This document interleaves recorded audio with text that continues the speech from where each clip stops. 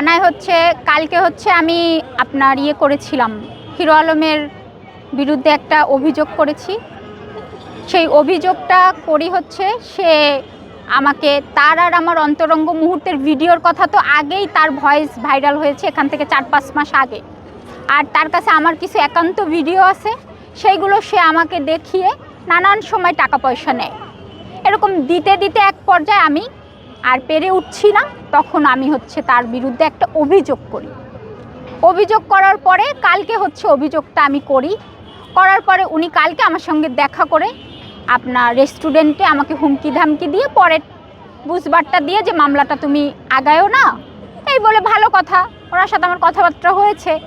আমি সকালবেলা ঘুম থেকে উঠে আমি ফোনে কথা বলছিলাম, সকালে না ভোরের দিকে ঘুমিয়েছি।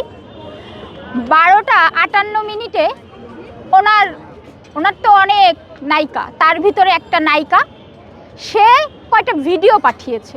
আমি ঢুকে দেখছি সব 3টা ভিডিওই আমার, যেগুলো আলমের কাছে আছে। ওই ভিডিও দেখার পরে আমি সঙ্গে সঙ্গে স্ক্রিনশট নিলাম আর কিছু ভয়েস দিছে।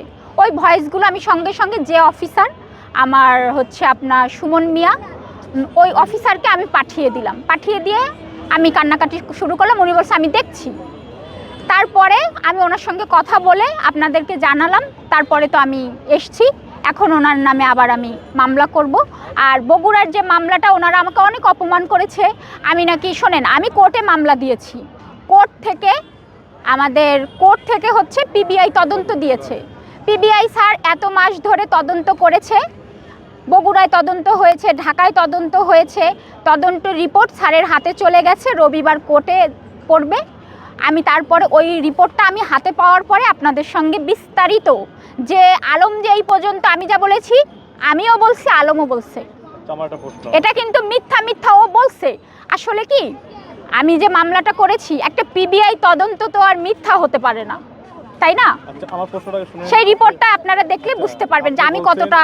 ভিডিও হচ্ছে আমি যখন রিয়ামণি আর ম্যাক্সবি দুইজন ওই যে আপনার কক্সবাজারে যে কট একটা কথা উঠেছিল না, তখন ও আমাকে অফিসে ডেকেছিল।